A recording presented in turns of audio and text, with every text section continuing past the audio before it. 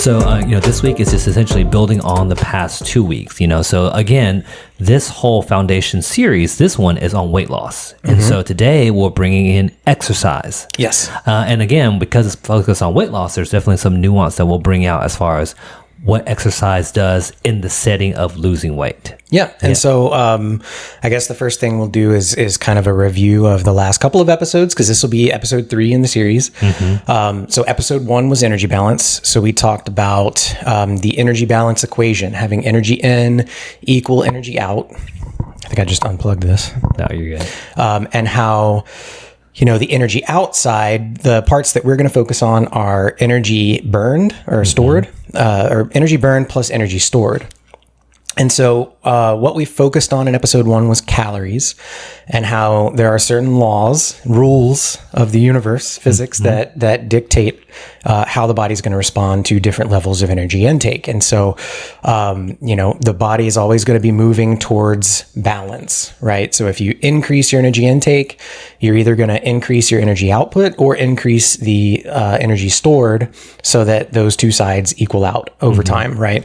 If you decrease it, it's going to do the same thing. You're either going to move more or move less, or reduce your storage capacity until both sides are equal. And so things kind of have to change over time, because you're always going to be searching for that balance, right?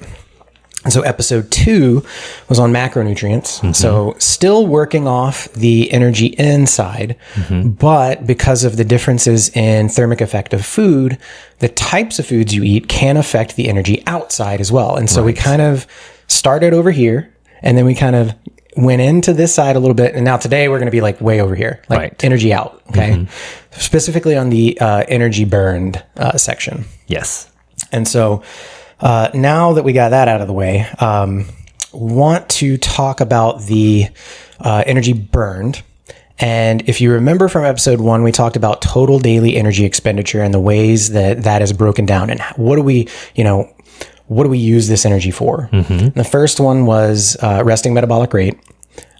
Second one was that thermic effect of food. Right. And then you have the 2 that are like physical activity associated, which is NEAT, N-E-A-T, which is non-exercise activity. And then you have EAT, or E-A-T, which is exercise activity, right?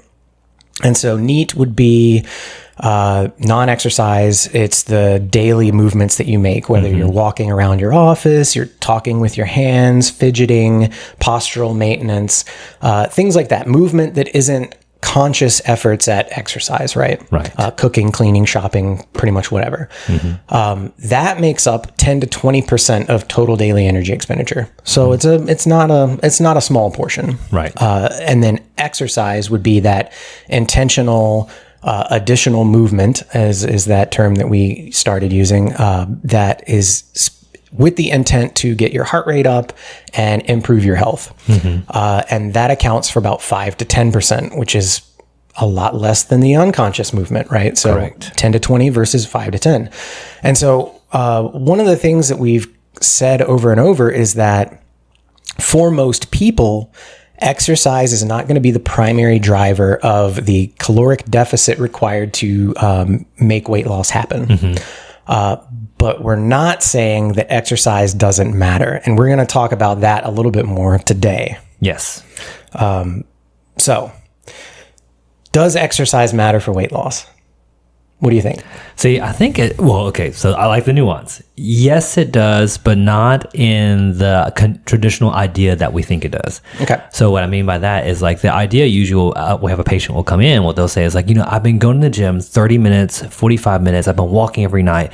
I've been doing it for like 2 weeks. Why am I not seeing the scale go down? And so from a pure seeing the scale go down in a short period of time, exercise is not the primary driver. Am I on the right spot? Yeah. And so basically, the answer is yes, it matters, but not as that primary driver. And so just like what you said, I literally have it written down here, and I'll read this. But in their weight loss efforts, many people will just begin exercising with the hopes that the pounds will start falling off.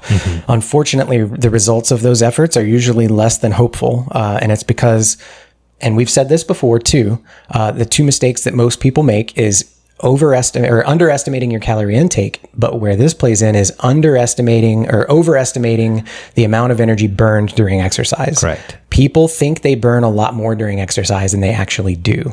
And so, relying on that, you can't expect to exercise a little bit and then just eat whatever you want and see weight loss. Right. If you're going to be exercising a little bit and not like a significant portion of your day is devoted to exercise, we use The Rock as a previous example, but you're going to have to, focus on diet too.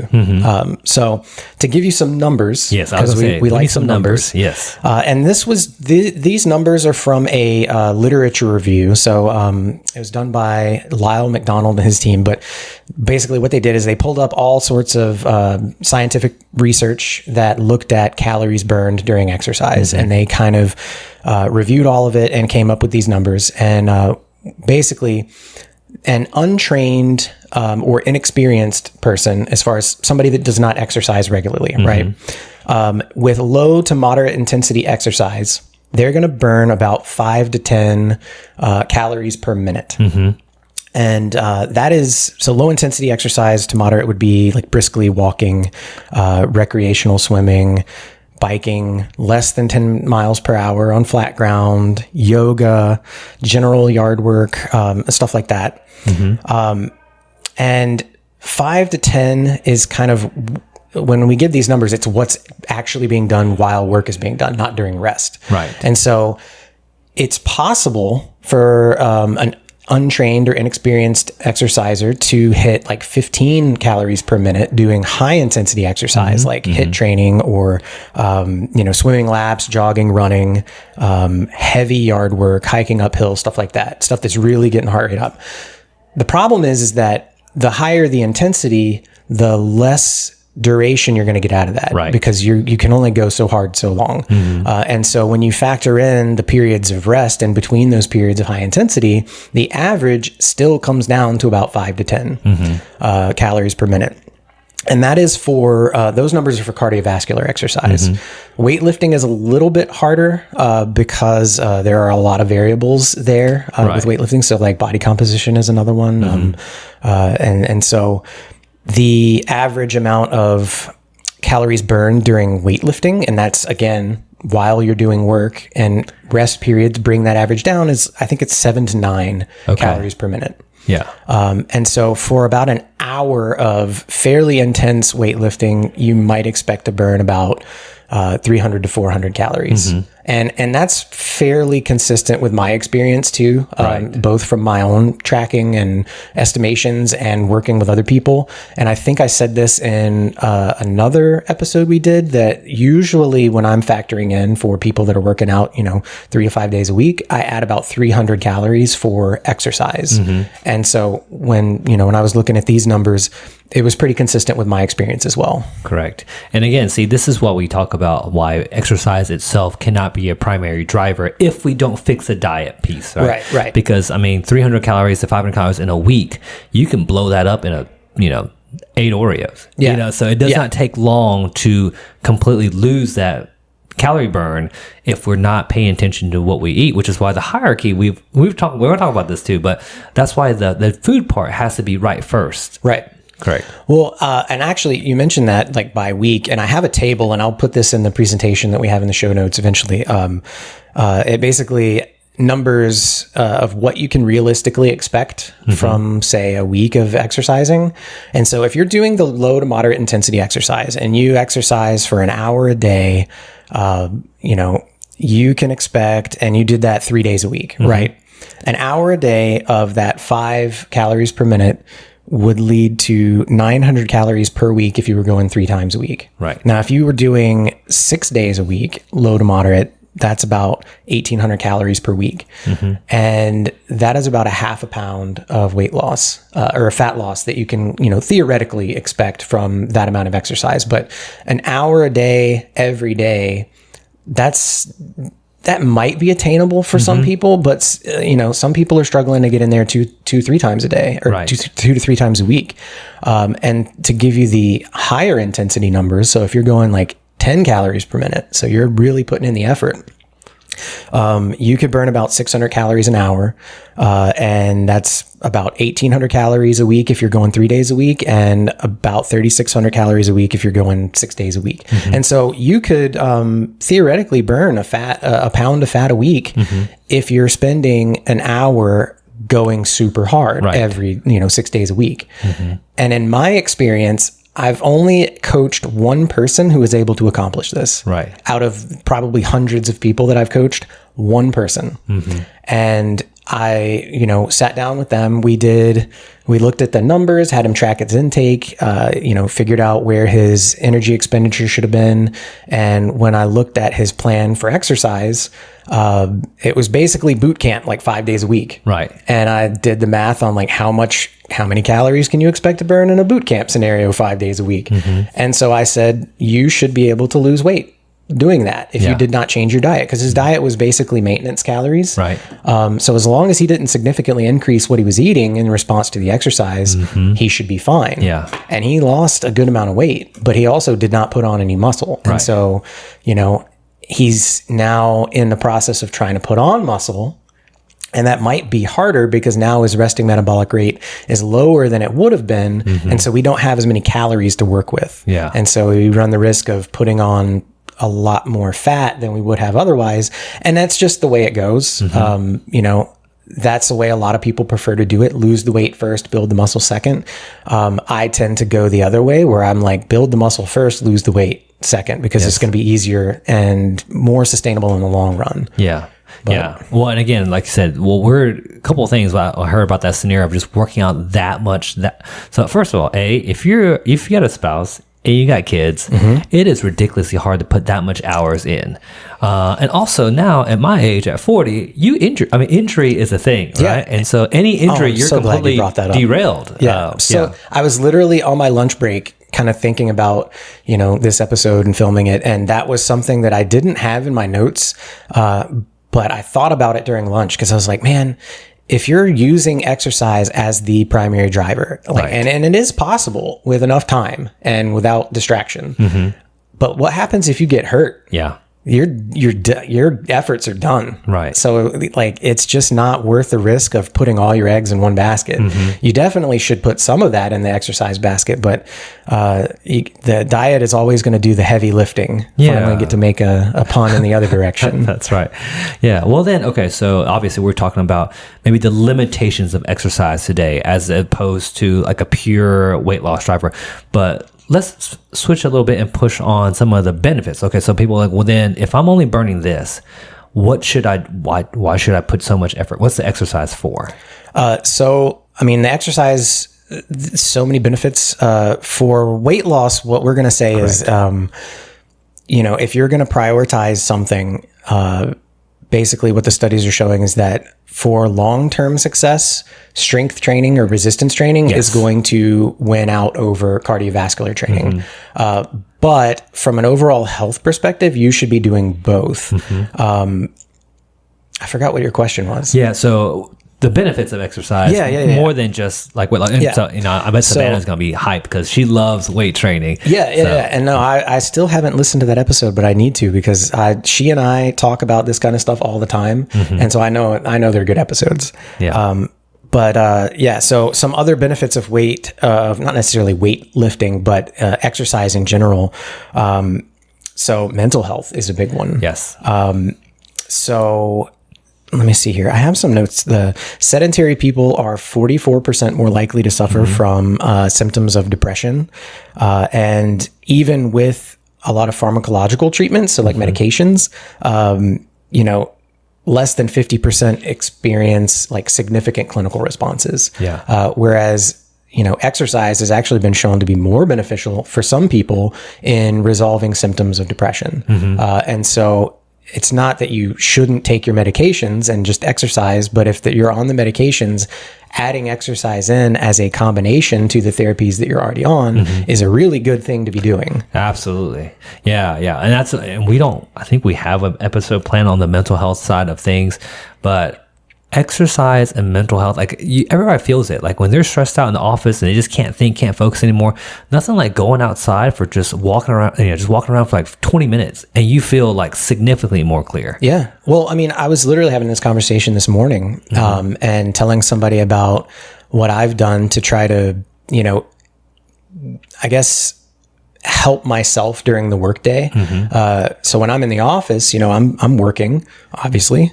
And, but some days if I'm just sitting there working on something nonstop all day, the burnout gets real. Yeah. And so where I used to take my workouts at the end of the day and then go home, now I've started to doing it right before lunch. So I'll work really hard in the morning and then I'll stop and I'll go have a workout and then go eat lunch right after that. And that allows me to get it done early in the day so that I don't have to, wait or worry about getting it done when I get home, because I got kids that have to be fed and wrangled and like put in bed and all that kind of stuff. And so getting it done earlier in the day just helps me to not have to worry about it.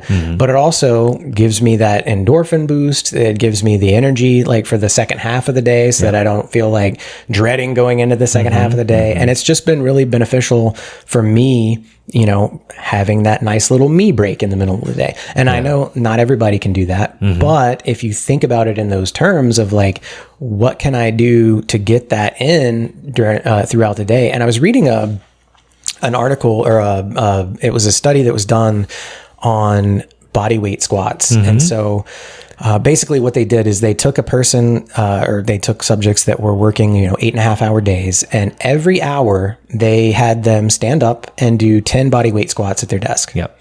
And the benefits to weight control and blood sugar regulation and their, aches and pains, like lower back pain from sitting down so much, because we already recommend to get up and stand up every hour or so. But doing some body weight squats it was amazing. And so they were calling it exercise snacks.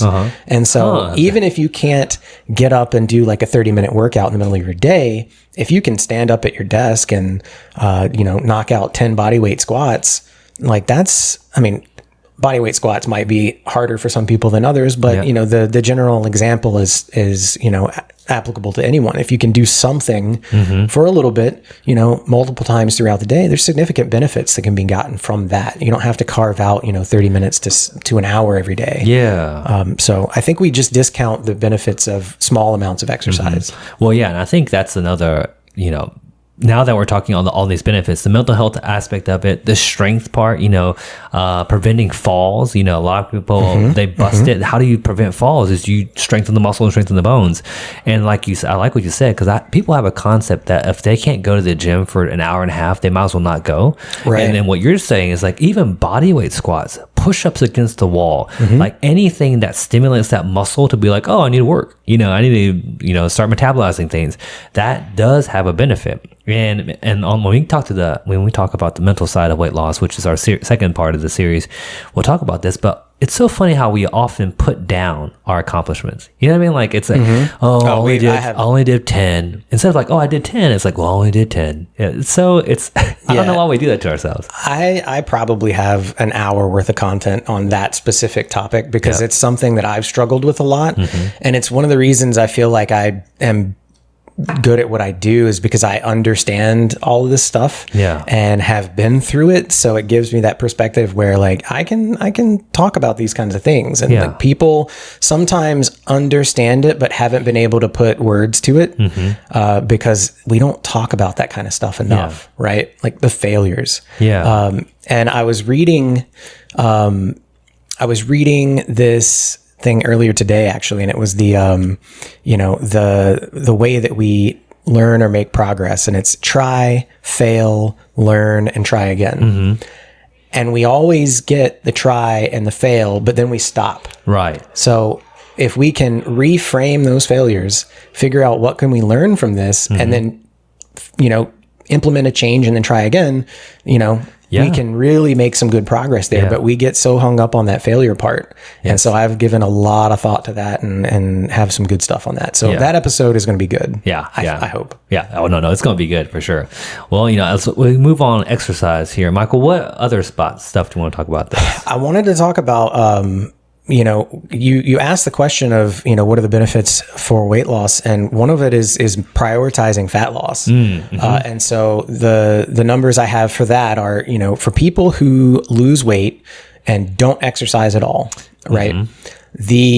The weight loss distribution between fat loss and lean mass, which lean mass, again, muscle, bone, connective tissue, water, basically anything that's not fat, is about 60% fat and 40% lean mass, which is probably not ideal. Not ideal. So inexperienced, and I keep saying inexperienced and like beginner lifters, right? Or beginner exercisers, because anybody that's just kind of getting started, that's where they're going to be. And I don't care how long you've been doing it. You started there too. Right. Like everybody starts at square one. Right. And so that's where we're focusing.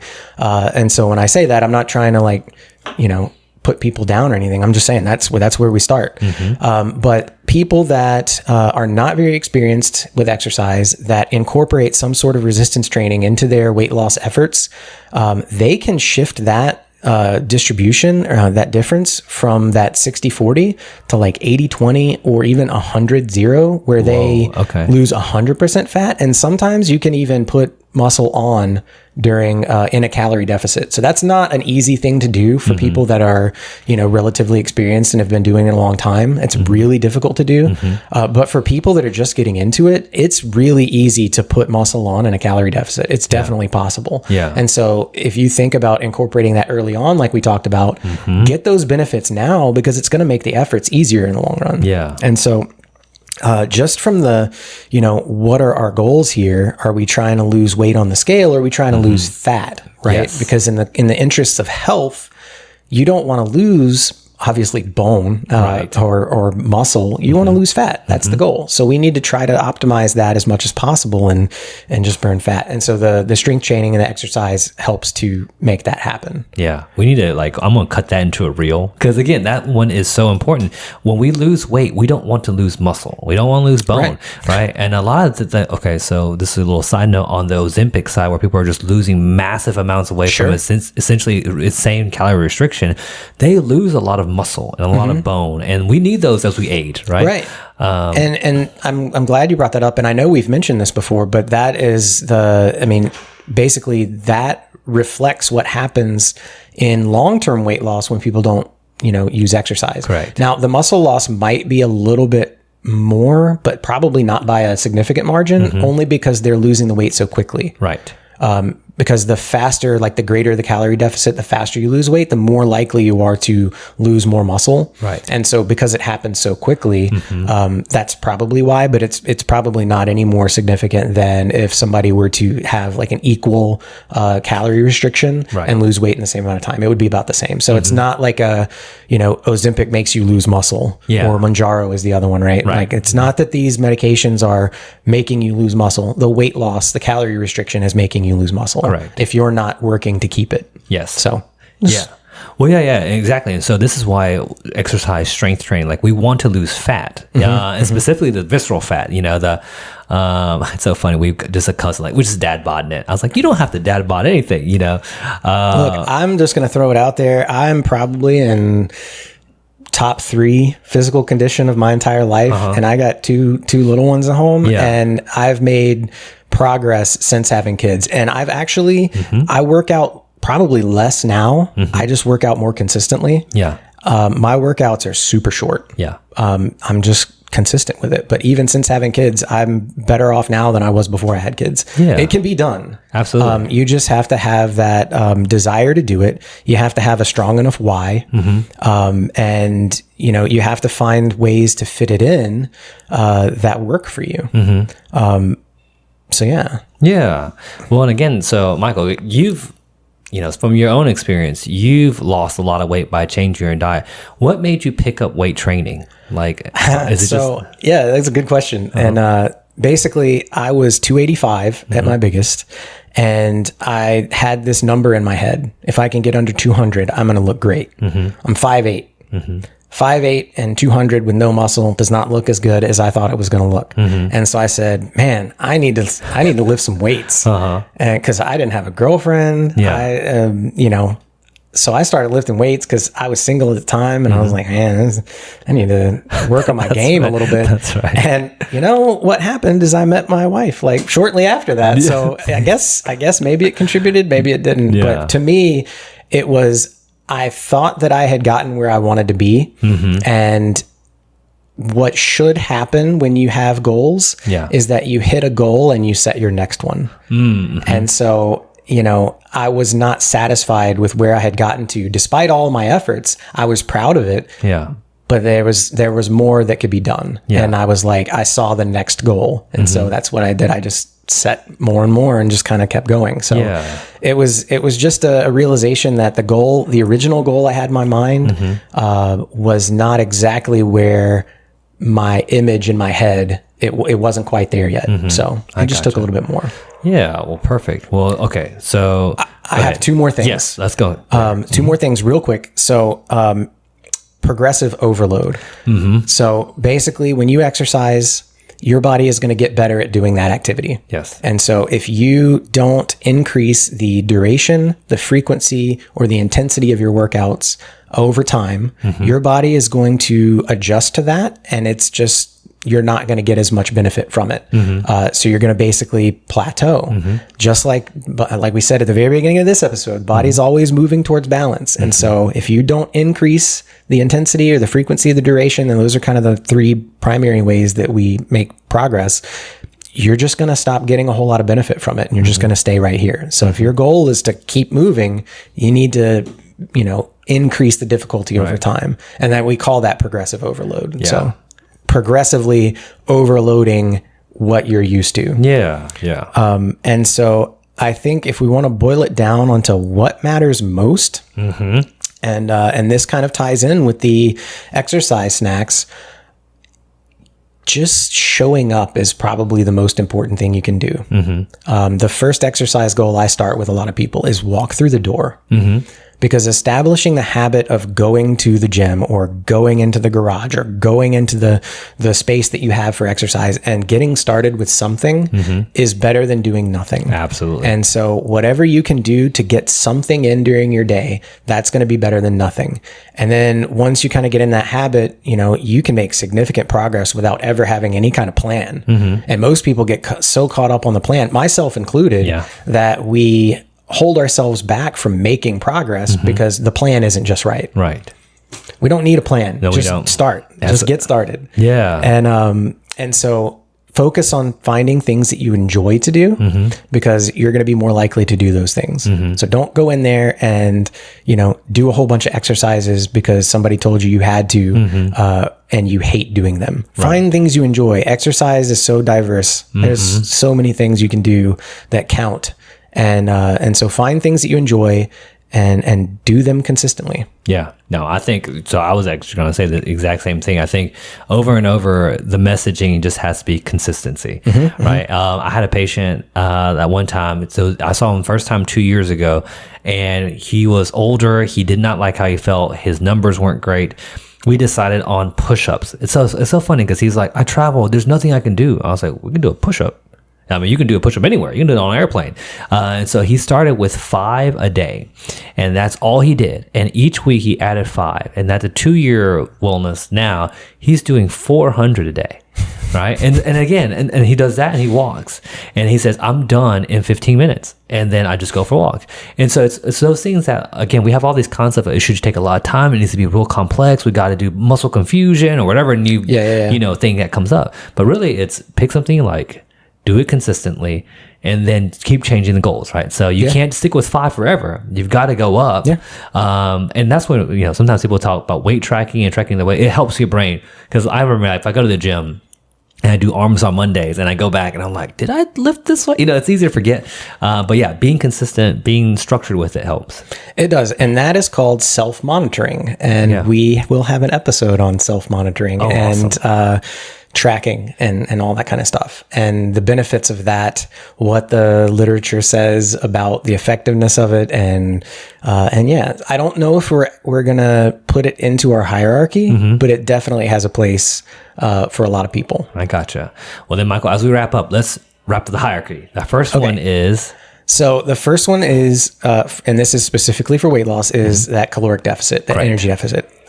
Second one is sustainability and adherence. So if you can't stick to it, it's not going to work for you long term. Correct. Got to be able to stick to it. Yep. And last time we left off, we had protein, and I think we said maybe fiber. And I think, and I'm going back and forth on this, on where to stick exercise, because I think it depends on your goals, but you could probably put exercise third. And the reason I say that is because if your goal is to build or maintain a certain level of muscle, you have to stimulate that muscle to stay. Right. If you don't use it, you're going to lose it. And so increasing your protein intake might help to sustain muscle that you have. But if you want to increase that level of muscle, you need to work it. And so exercise may or may not, depending on your goals, have a spot right there at number 3, and then protein coming in like right there next to it at number 4 or 3.5. Yeah, like 3 and 3A. We'll just put them together. Yeah. Awesome. So, and then after that was carbohydrate and fat, macronutrients. So with that one, it's neither of them make a huge difference for long-term weight loss. So find a balance that helps to reinforce number 2, which is that sustainability, and kind of help with your exercise or whatever your other goals are. And then after that is literally everything else. There you go. All right, Michael. Well, this is already week 3. That was pretty quick. Moving on, we'll have week 4, and we have an idea on the topic yet? Or let's see. So we did energy balance, we did macronutrients, we did exercise. Let me see. I have so many. This man, he right here, organized. Many. Yeah, we have so many topics that we want to talk about, because we realize, again, if weight loss was easy, we wouldn't be in the situation that we're in right now. So it's so you say that. The next episode that I have written is why is weight loss hard? So it's funny that you say that, because that's literally the next one in the list. Although I have 1, 2, 3, 4, 5, 6, 7, 8, 9 other ones that I'm working on. Okay. And so, we'll get, so we'll probably throw maybe sleep or stress in there with those two. Because, part 1 is supposed to be the science of weight loss from the biological standpoint. And then part 2 is going to be kind of the psychological and behavioral standpoint. And so I think that you could probably put sleep and stress in either of those. Right. But I kind of want to put them in part 1. Yeah. Well, maybe we'll focus on that one next. I'll work on that. Sounds good. Thanks, Michael. Not a problem. Always a pleasure.